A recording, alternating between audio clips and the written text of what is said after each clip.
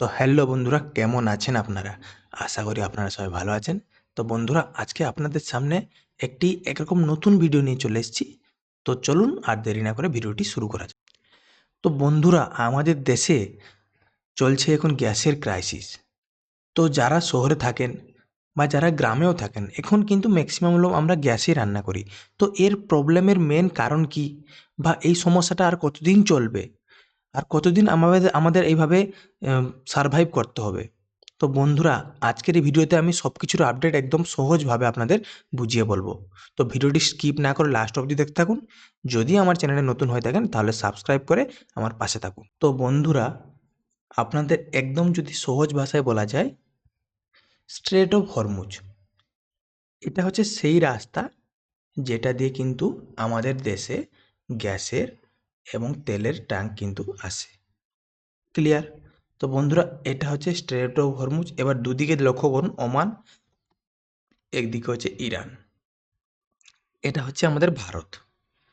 তো দেখুন এখানে কি হয়েছে কেসটা হয়েছে, অনেকে বলছে যে স্ট্রেট অফ হরমুজ দিয়ে জাহাজকে আসতে দিচ্ছে না, তেলের বা গ্যাসের জাহাজকে।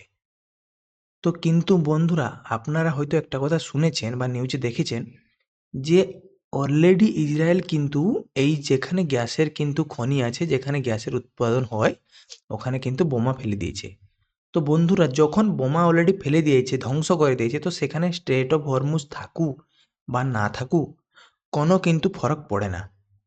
আপনাদের যেখানে খনিই নেই, তো স্ট্রেট অফ হরমুজ দিয়ে যদি যেতেও দেয়, তাহলে কী লাভ? বুঝতে পারছেন? এটাই হচ্ছে মূল কথা। এবারে আপনাদের মনে প্রশ্ন হচ্ছে যে তাহলে কি গ্যাস আমরা আর পাবো না? তাহলে তো যখন ধ্বংসই করে দিয়েছে গ্যাস, আমরা কী করে পাবো? তাহলে তার কোনো সমাধান নেই। দেখুন বন্ধুরা, গ্যাস শুধু ওখান থেকে পাওয়া যায় এমন না, গ্যাস অনেক জায়গা থেকেই পাওয়া যায়। কিন্তু ম্যাক্সিমাম গ্যাসটা আমাদের দেশে কিন্তু ওখান থেকে আসতো।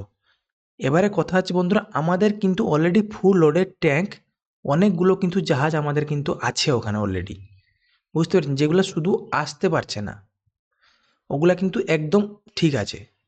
তো আমাদের সরকার কিন্তু ইন্ডিয়ান নেভিকে পাঠানো হয়েছে। তো ওরা কিন্তু ওগুলাকে একদম মানে গার্ড দিয়ে নিয়ে আসবে আমাদের দেশে, কোনো রকম সমস্যা হবে না। ওটাতে আশা করি ২-৩ মাস কিন্তু চলবে আমাদের দেশে, মিনিমাম একটা সমস্যার মধ্য দিয়ে। কিন্তু পার্মানেন্ট সলিউশন কিন্তু বলা যাচ্ছে না এখনও। কেননা যুদ্ধ কতদিন চলবে, যুদ্ধের পরিণতি কী হবে, কী ভয়াবহতা নিবে যুদ্ধ, সেটা কিন্তু এখন বলা যাচ্ছে না। আমাদের দেশে অল্টারনেট কী প্ল্যানিং আছে, এটা কিন্তু এখনও কোনো রকমভাবে ডিক্লেয়ার হয়নি। তো এখন আপনারা ৩-৪ মাস নিশ্চিন্তে থাকতে পারেন। মিনিমাম একটা প্রবলেমের মধ্য দিয়ে চলবে, কিন্তু অ্যাডজাস্টেবল।